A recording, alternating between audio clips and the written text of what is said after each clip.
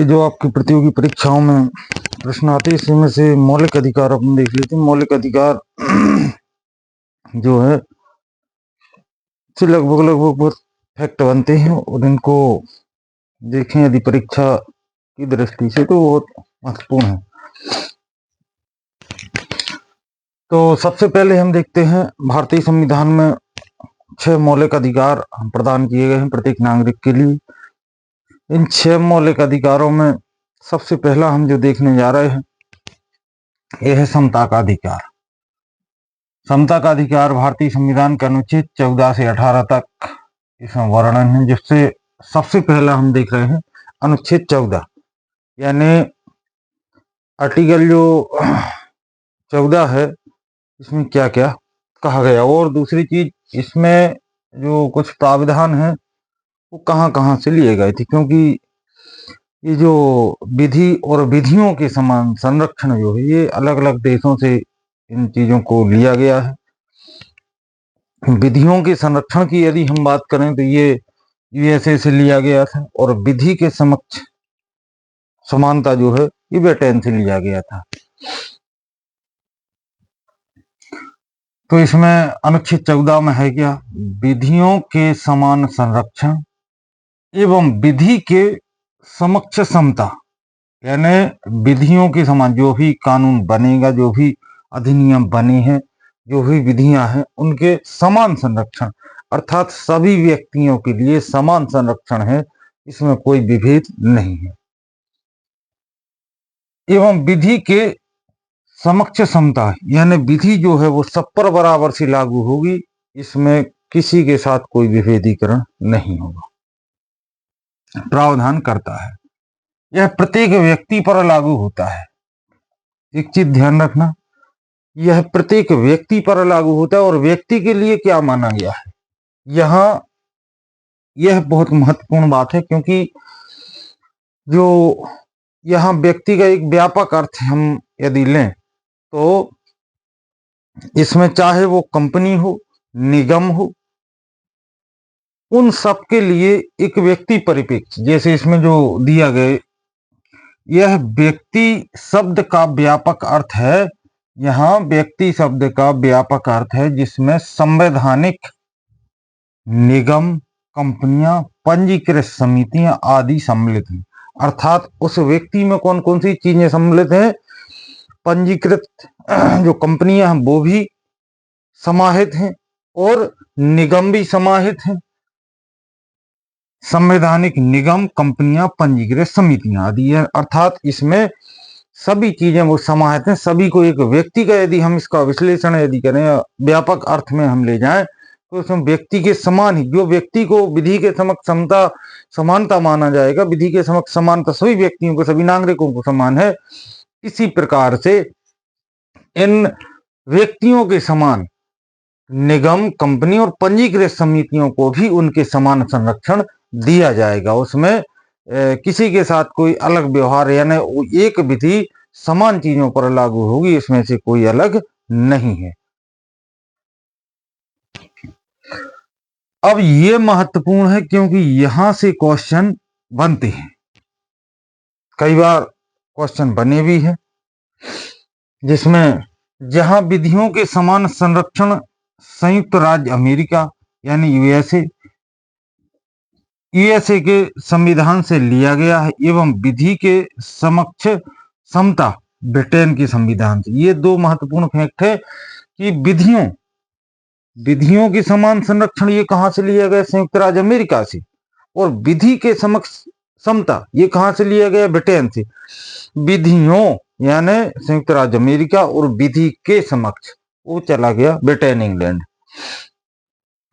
यह अधिकार देशी एवं विदेशी सभी नागरिकों पर समान लागू होगा, इसमें कोई अंतर नहीं है, चाहे वो भारत का नागरिक हो अर्थात अन्य कोई दूसरे देश का भी नागरिक यदि भारत में उस समय है तो उस पर भी लागू होगा। अनुच्छेद 14 में वर्णित विधि का शासन ही सर्वोच्च न्यायालय। अब देखिए ये मूल ढांचे की जो बार बार बात आती है कि संविधान का मूल ढांचा क्या होगा, तो अनुच्छेद 14 जो है यानी हमारे जो सुप्रीम कोर्ट ने जो अभी निर्धारित किया था, सुप्रीम कोर्ट ने जो माना है कि अनुच्छेद 14 जो है विधि के समक्ष समता है, 14 में वर्णित विधि का शासन ही सर्वोच्च न्यायालय ने संविधान का मूल ढांचा माना है। यानी संविधान का मूल ढांचा किसे माना है? जो अनुच्छेद 14 है उसे मूल ढांचा माना है और अतः इसे संवैधानिक संशोधन, देखिए संवैधानिक संशोधन के संवैधानिक संशोधन का मतलब है जो भारतीय संविधान के भाग 20 में अनुच्छेद 368 में जो हमारी विधायिका को जो अधिकार देता है कि आप संविधान में संशोधन कर सकते हैं, लेकिन ये चूंकि मूल ढांचा है इसमें प्रतिकूल परिवर्तन कभी नहीं किया जाएगा, क्योंकि संवैधानिक संशोधन अनुच्छेद 368 के तहत संशोधन नहीं किया जा सकता।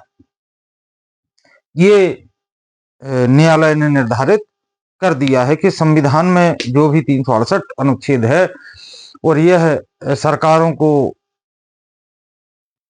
संविधान में संशोधन करने की जो शक्ति देता है उसके माध्यम से भी इसमें संशोधन नहीं किया जा सकता। तो इसमें क्वेश्चन निकल के आए पहला कि विधियों के समान संरक्षण भारतीय संविधान में किस देश से लिया हुआ प्रावधान है? तो ये है संयुक्त राज्य अमेरिका से। दूसरा बनता है कि विधि के समक्ष समता ये किस देश से लिया हुआ प्रावधान है? तो ये बनता है ब्रिटेन।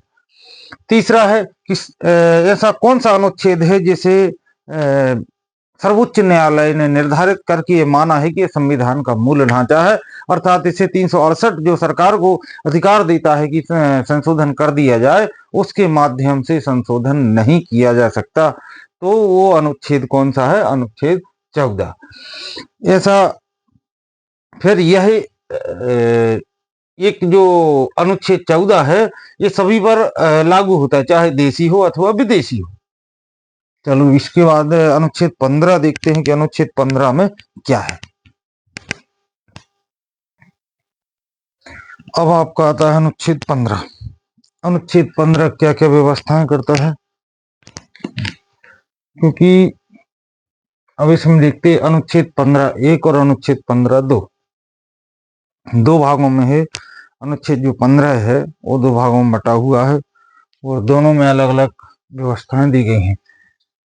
इसमें स्पष्ट रूप से यह उल्लेख किया गया है कि राज्य किसी नागरिक के विरुद्ध, यानी राज्य किसी भी नागरिक के विरुद्ध मूल मतलब केवल धर्म, मूलवंश, जाति, लिंग, जन्म स्थान या इनमें से किसी भी के आधार पर कोई विभेद नहीं करेगा। अर्थात राज्य किसी के साथ जो इसमें आधार दिए हैं धर्म, मूलवंश, जाति, लिंग, जन्म स्थान के आधार पर राज्य किसी के साथ कोई विभेद नहीं कर सकते, अनुच्छेद 15(1) कहता है। 15(2) में क्या कहा गया? यह स्पष्ट किया गया है कि नागरिकों के मध्य केवल धर्म, मूलवंश, जाति, लिंग, जन्म स्थान या इनमें से किसी के आधार पर किसी के आधार पर जैसे सार्वजनिक भोजनालयों, सार्वजनिक मनोरंजन के स्थानों या राज्य विधि से पूर्णतः पोषित। राज्य विधि से पूर्णतः पोषित का मतलब है यदि कोई जिसमें राज्य ने अपना स्थापित की है कोई संस्था है, पूर्णतः वो राज्य की संपत्ति से पोषित है, अर्थात राज्य ने पूर्णतः वो शासकीय है, राज्य ने उसे स्थापित किया है। ऐसे स्थानों पर पूर्णतः पोषित तथा साधारणतः जनता के लिए समर्पित कुओं, यानी जनता के लिए जहां सार्वजनिक आवागमन है, कुओं, तालाबों, सार्वजनिक समागम के स्थानों में के उपयोग के संबंध में विभेद नहीं किया जाएगा। अब देखिए इसमें 15(1) क्या कहता है? केवल 15(1) में आधार दिए हैं